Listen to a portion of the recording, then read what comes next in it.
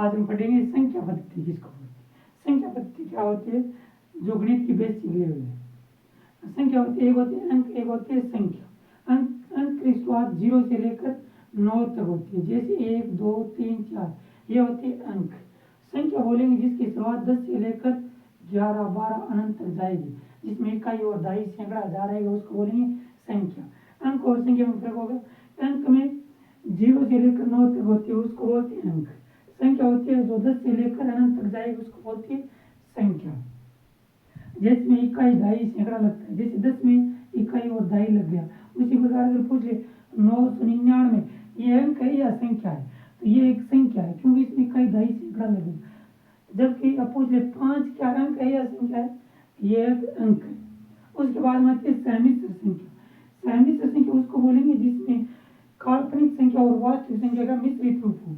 काल्पनिक संख्या और वास्तविक संख्या का मिश्रित रूप, जैसे 5√-3, ये 5 क्या है, वास्तविक संख्या है, जबकि -√3 ये क्या है, अवास्तविक या काल्पनिक संख्या है।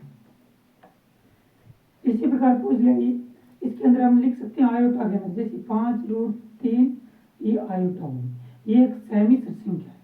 सहमिश्र संख्या समझ में आ गई, जिसमें वास्तविक संख्या और अवास्तविक संख्या या काल्पनिक मान, उसको बोलेंगे सहमिश्र संख्या।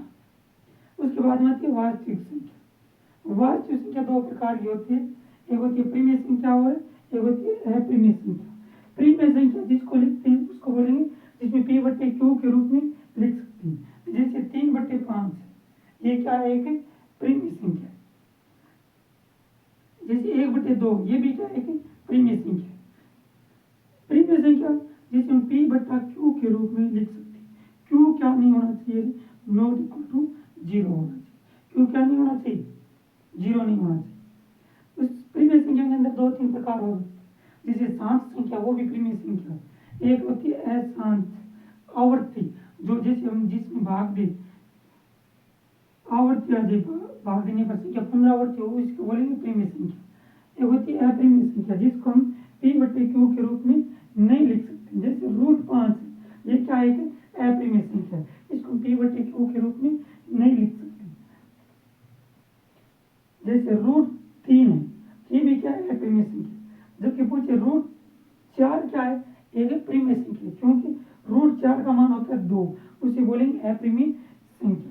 एक होती है वास्तविक संख्या। उसके बाद में आगे परिमेय संख्या आगे भाग होती है पूर्ण संख्या, वो आगे पढ़ेंगे अगले वीडियो के अंदर। वास्तविक संख्या देखेंगे। अवास्तविक संख्या किसको बोलेंगे, अवास्तविक संख्या होती है जिसका मान काल्पनिक हो, निश्चित मान नहीं, जैसे ये 5 क्या है, वास्तविक संख्या, इसके ऊपर माइनस लगा दिया रूट के अंदर, ये हो गई अवास्तविक संख्या। और परिमेय संख्या और अपरिमेय संख्या आगे और बढ़ेंगे अगले वीडियो।